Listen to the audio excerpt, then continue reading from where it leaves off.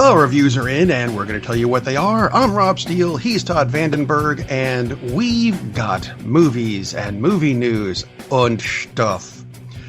Let's start off with something that kind of looks like it should be German. Because if you've ever been in German, a lot of stuff ends with DB, like IMDb, which got a facelift recently. And I got to say, for the most part, I like it. Except that there is no more little news blurbs on the front page. You have to actually go to the news page to get the news stuff. I don't care for that. Other than that, I think it looks nice. What do you think? Agreed.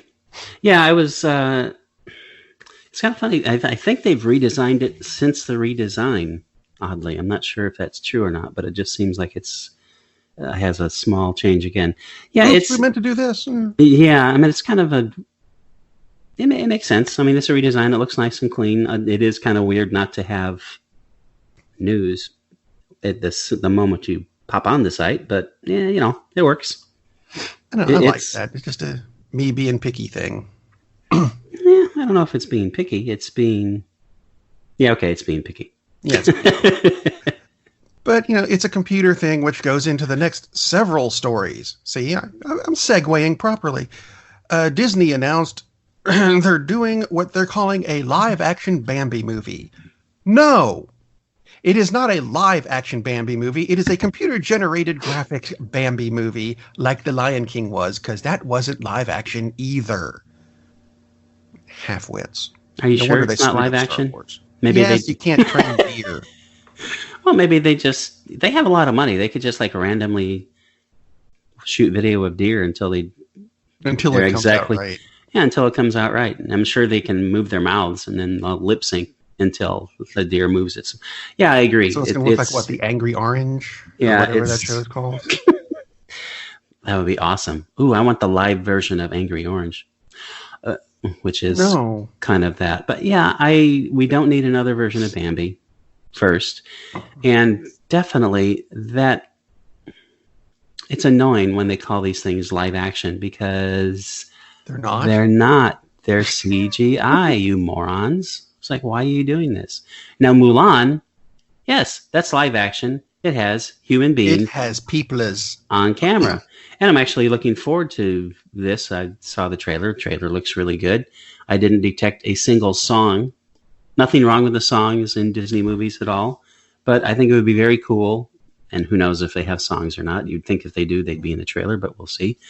But I think it'd be very cool to tell that story, just to tell the story, as opposed from doing the musical. Right. Because make it a little more different again. So mission accomplished, I would think. Yeah. This is one of the few Disney reworks that I'm really looking forward to, because this is going to be very different, because this really will be live action. As opposed to... Bambi? No. No, the new version of Ghost in the Shell, which they made live action, and boy, did they screw it up. So they've gone back to... They've actually got a new Ghost in the Shell standalone complex series coming. So this is basically season 3 of the series that made the show immensely popular enough to make a live action screw up. This is Ghost in the Shell Standalone Complex 2045, which means it's 15 years after the first series. And this time it's not, excuse me, traditional anime.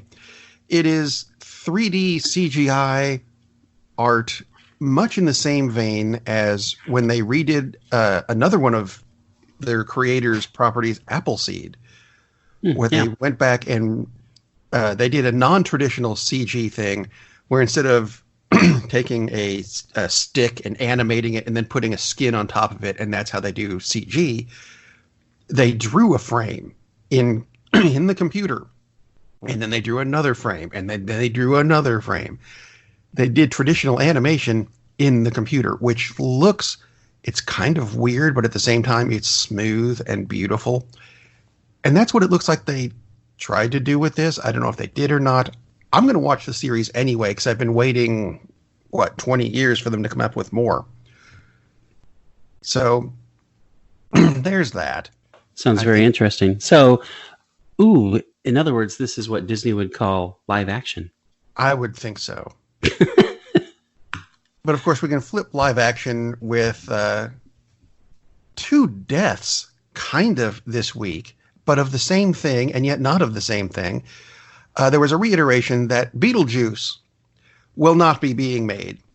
There will not be a sequel to it, which coincides with a story on CNN about the star Beetlejuice, which apparently went nova and will be disappearing from our sky soon, which is kind of sad and now means that the Orion constellation will no longer have an armpit. That's very sad and strange. I don't know if did you know that's what Beetlejuice actually meant was armpit, which kind of makes the movie make more sense. I did not know that. That makes the movie make a lot of sense. I found that out.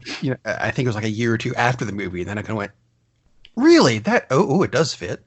Yeah, because you picture that character, Michael Keaton definitely is playing kind of like an armpit. Armpit fits. You kind of go, oh.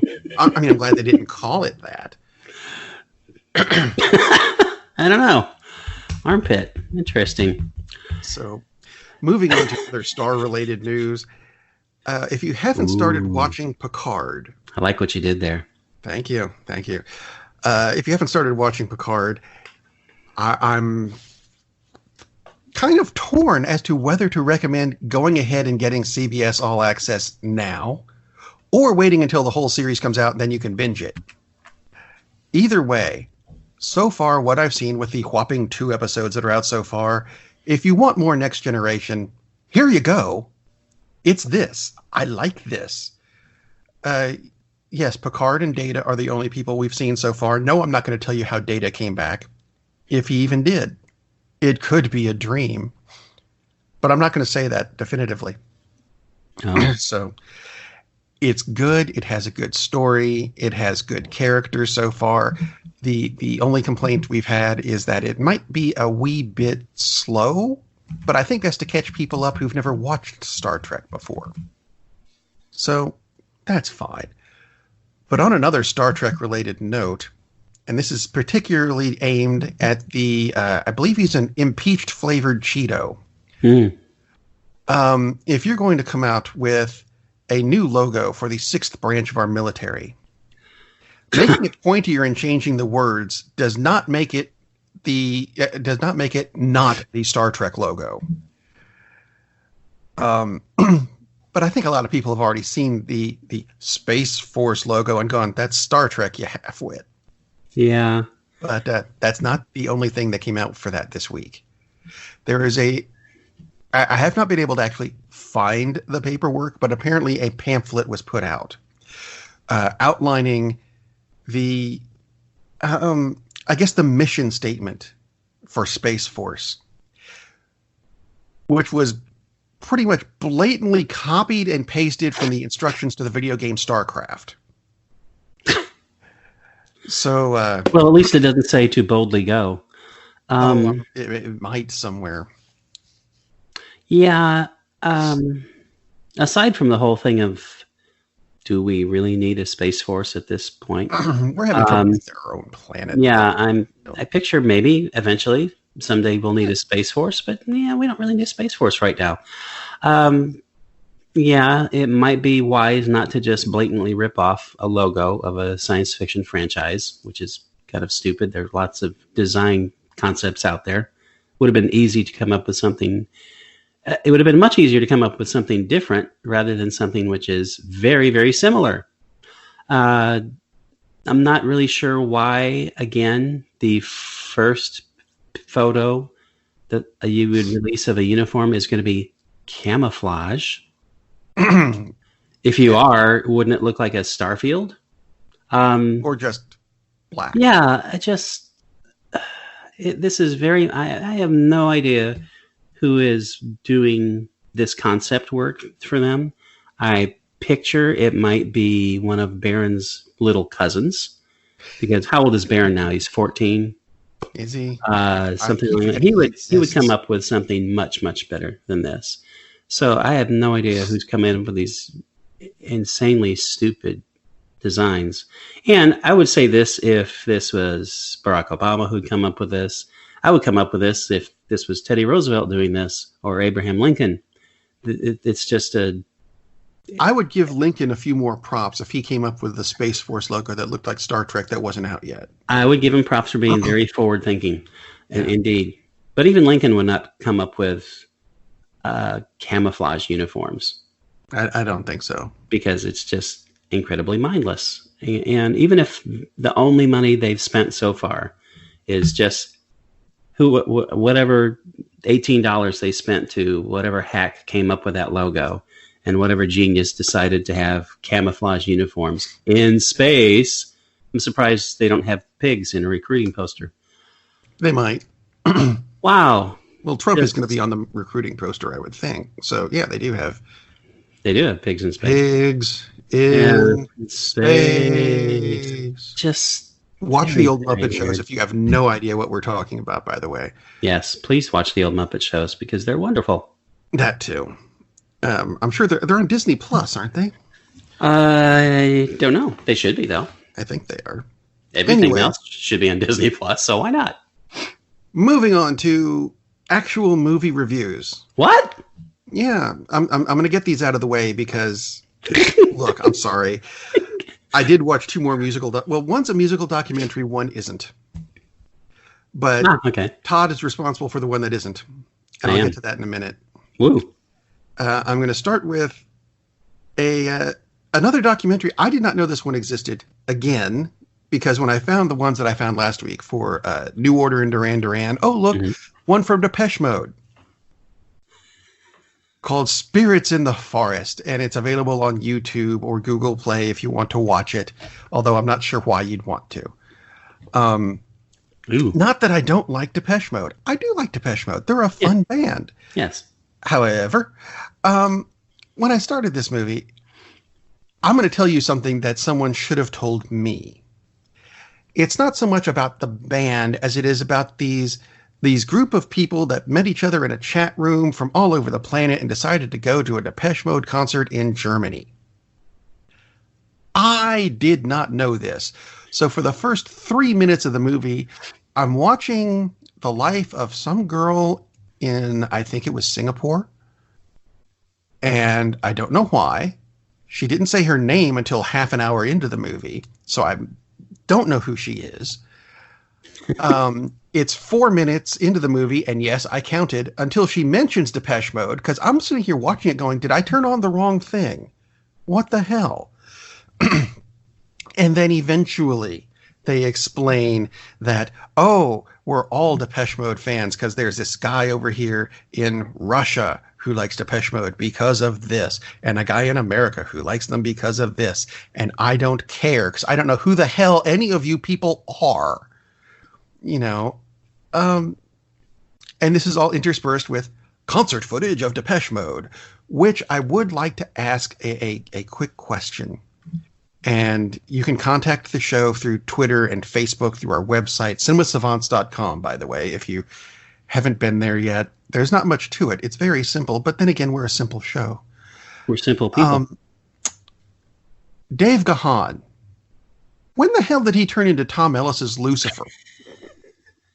And I phrased that properly, because he's always been a bit, I'll go with flamboyant, but I'm watching this and oh my God, he has turned into Lucifer from the TV series of the same name. It's just weird. Not a bad thing. To me. It's not a bad thing. It's not a complaint. It's just, I guess he's a fan of the show. I don't know. Just pointing it out. Anyway, there was a Depeche Mode movie a bajillion years ago called 101 that I think, if you like the band, is considerably better. But if you really want to watch Spirits in the Forest, then get Princess Mononoke. Nice plug. I like that. Nice plug, because we haven't mentioned him at all this year. And that's really all I've got to say about the Depeche Mode movie. There's not much Depeche Mode to it. The other movie, because Todd mentioned, see, I did the New Order movie last week, and he thought I was going to do the Pet Shop Boys. Well, guess what? The Pet Shop Boys had their own movie. This is not a documentary. They did a movie called It Couldn't Happen Here. Now, if you want to watch this movie, you're on your own.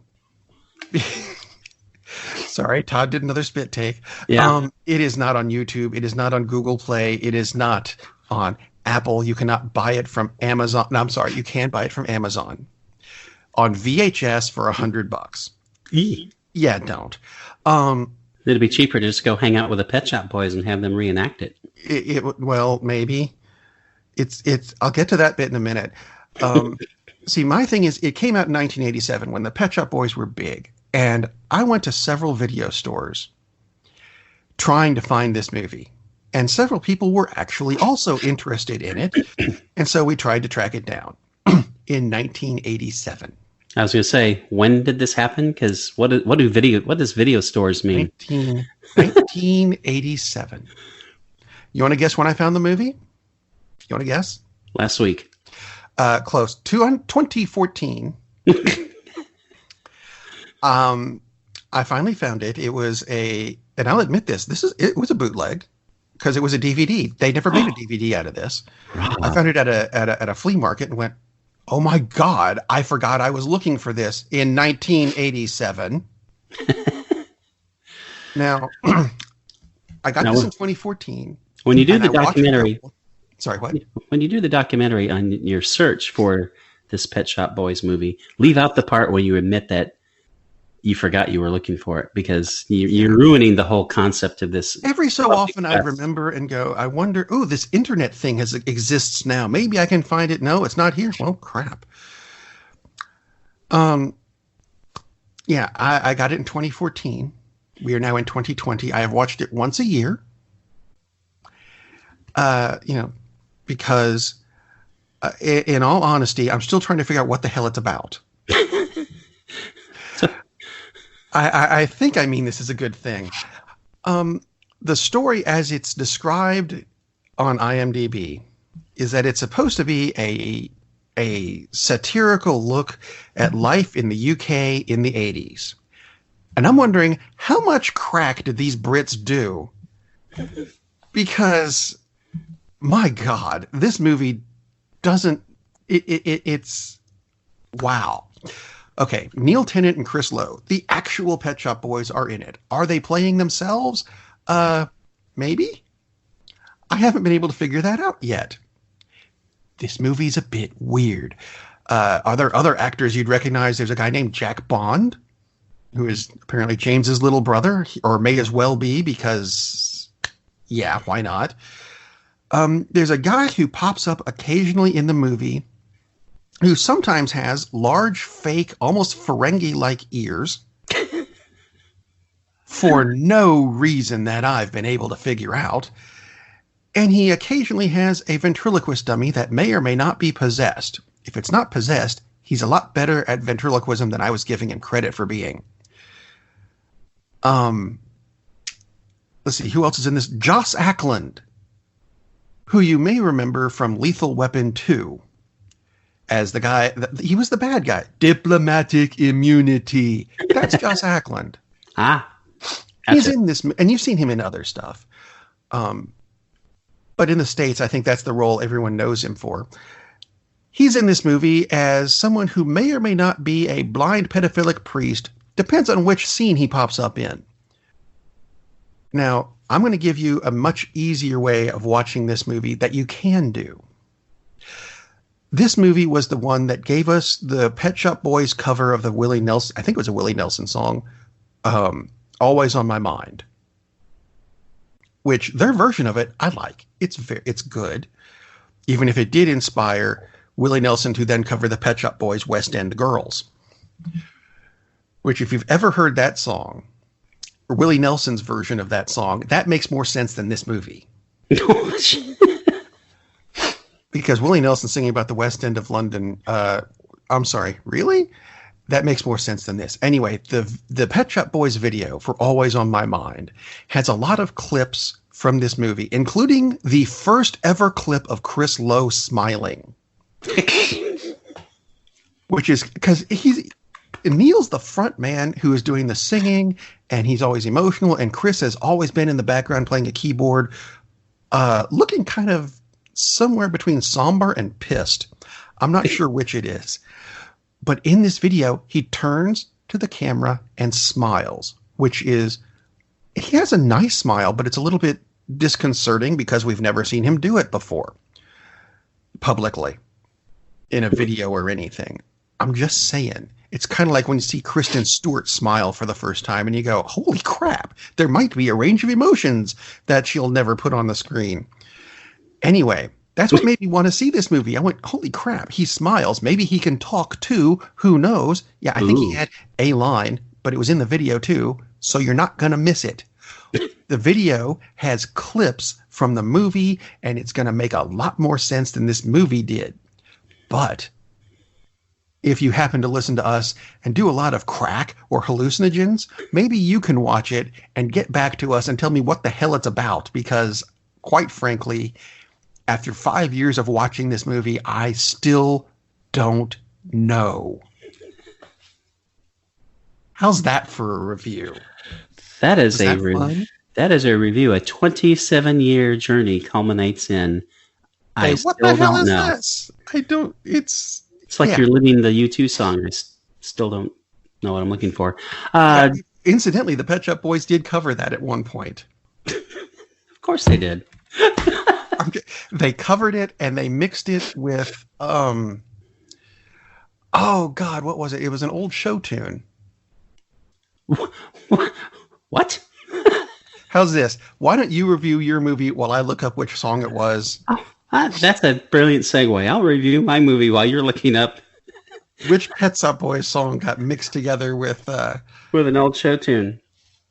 Wow. Yeah. Ooh, I hope it was Oklahoma. I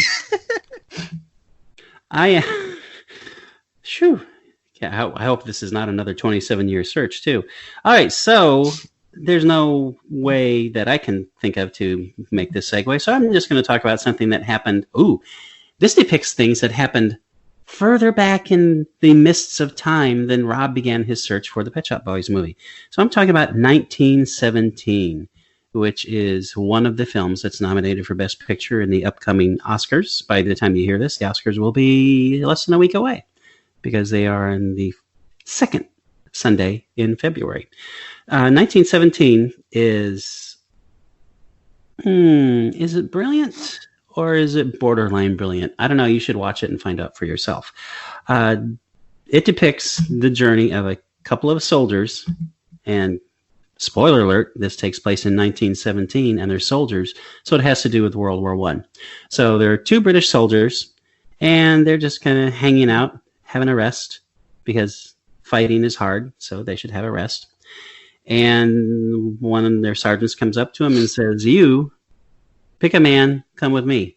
He's like, okay, so he just picks his buddy, and they have no idea what they're going for, but they're just going up and talking to their commander. So the commander tells him, hey, your brother's in this unit, right? Sure, yes, he is. Okay, well, he's going to be dead tomorrow unless you get this message to his commanding officer, because this unit is in a separate area, and they're in France, and they are about to launch a counterattack because the Germans are retreating, and the British have them on the run. Except they don't really, because they have aerial photographs, because this was high technology back then, that shows that the Germans have merely strategically retreated to set a trap so that they could kill this unit of Brits to lure them into this trap. It's a trap? So Admiral Akbar's in this movie. Admiral Akbar is in this movie. He almost could have been. So that's their mission. So the mission of these two guys, just two guys, have to cross no man's land, which was the demarcation between the Allied forces and the German forces. And they don't know for sure if their path is clear. They're told their path is clear, but it's war. You never know what's going to happen. So they have to take this message to the unit and tell them, no, it's a trap. So their 1,600 men don't get slaughtered, including one of the characters' brothers. So that's what this movie is. But some of the things about this movie, for one thing, it's shot so that it looks like it's all one take, which a few movies have done this before. The first one I can think of is Hitchcock's Rope, which came out like in 1950. And of course, that was actually shot on film because they didn't have them fancy doodads called digital stuff. And to move between scenes, Hitchcock would zoom in on something dark. He would zoom in like on the back of someone's jacket and then pick up so that the moves between scenes would be, well, they would be seamless, except you would have to zoom in on something, on an object to block your view and then move on from that point. So the whole thing looks like it's all done in one take, which is brilliant. 1917 basically does the same thing, although because techniques are a little bit better, they're zooming in on just something that at some point has a vertical line somewhere in the frame, but you still see the characters walking around, et cetera, et cetera. So it tracks one of the two main characters the entire time. It never leaves them. So the tension, and it's a very tense, gripping movie because are they going to make it? Are they going to make it? Are they going to get killed here? Are they going to get killed here? No, they'll probably, oh my God, they're going to get killed here. So this is constantly going on. And at the same time, you never leave them. So you're just immersed in what they're experiencing. The two leads, and again, this is basically a British film. Sam Mendes, should have mentioned Sam Mendes, the director, who has done the last two Bond movies. So he knows how to do action. Lots of action. This is not an action film by any means, but it's a war film. So when there's action, there's action. There's action. So the two leads are unknown to me. There's a few characters that are portrayed by actors you will definitely know. And it's not like it takes you out of the moment. But to me, the fact that these two leads are, at least for American audiences, are anonymous really helps sell the whole thought that you're watching these two guys.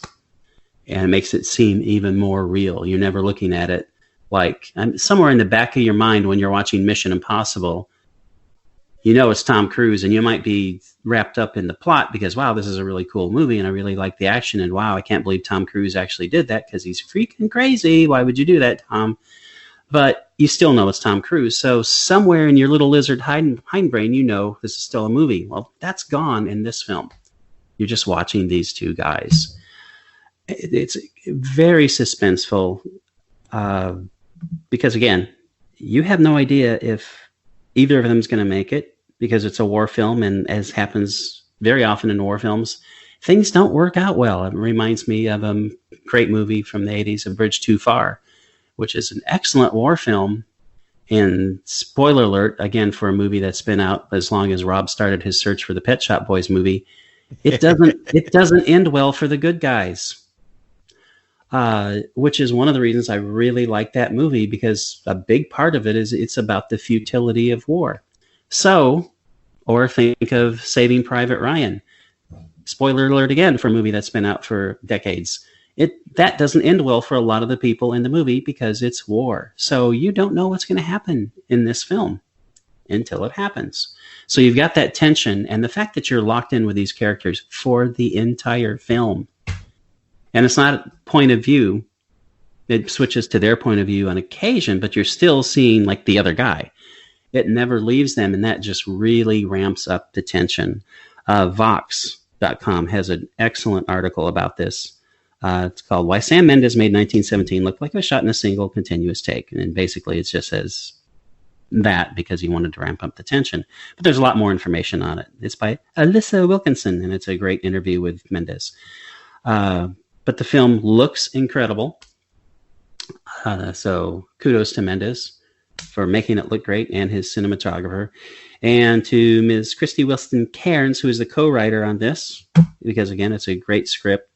Absolutely one of the best movies last year. Whether or not it should win Best Picture, apparently the early buzz is that it's in a dead heat with, surprisingly, Parasite, which, great movie. Just surprised that the voters of the Oscars would even consider a foreign language film with a really weird concept.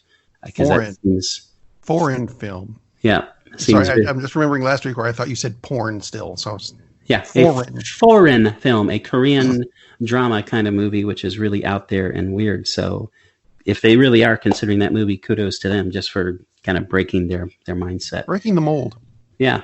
But if 1917 wins, that's cool. It's deserving as some of the other films. But again, it's still out there in theaters, and it's a great war movie. It's a great suspense film.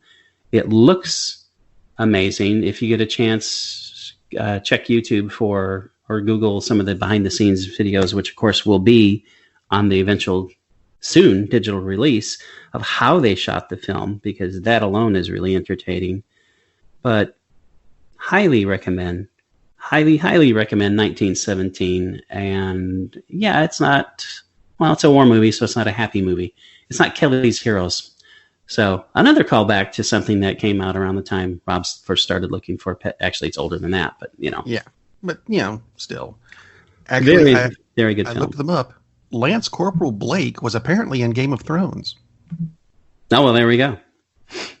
And I looked up the other one, who was Lance Corporal Schofield. Yes. Both of them have been in other stuff, but as near as I can tell, none of it was in the States. Which, by the way, Schofield is played by Dean Charles Chapman, and the other guy is George McKay. George McKay.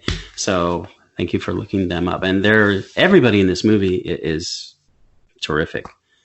Just a really, really solid film. This is one of those movies that Disney would call live action because it has actual actors. But yeah, there's lots of CGI in this because obviously they didn't want to kill people. But it looks amazing. Looks really, really good. All the planes they would want to use in this movie are in museums and don't really work as well as they used to. Who knew? Except everybody. Although if it had been Christopher Nolan, he would go find the plane and have it restored so he can use it like he did in Dunkirk, which is like, dude.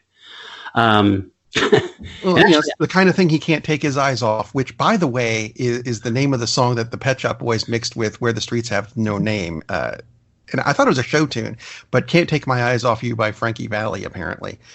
Well, that's as good as a show tune because, wow. It's old enough to be a show tune. Anyway, if you want to listen to that song, it's actually on YouTube. I'm trying to process those two songs in my head together. When you see it written down next to each other on the back of a CD or something, you go, really? And then you actually listen to it and go, holy crap! It actually kind of worked. I was gonna say if it works, that's genius level work right there. It's like, wow. They're a good band. They just don't know how the hell to make a movie. Or maybe they do. Maybe it's better than I'm giving it credit for being. But you see, this kind of blows the whole exit of the show. 1917, you can go see. The Depeche Mode movie, you can stay at home and see. Maybe. But see, I'm going to tell you right now that, to end the show, you should get out and go see a movie. And God help you if you want it to be the Pet Shop Boys one. Because I don't know where you're going to find it. We'll see you next week. Good night, everybody. Captain, we're losing power in the warp engines. I think we should be leaving now. I'm going to go home and sleep with my wife. And on that unusually harmonious bombshell, it is time to end. I am very disappointed! Man, we have a weird job. It's shameful, but, it's a living. And like that, he's gone. Darn, that's the end.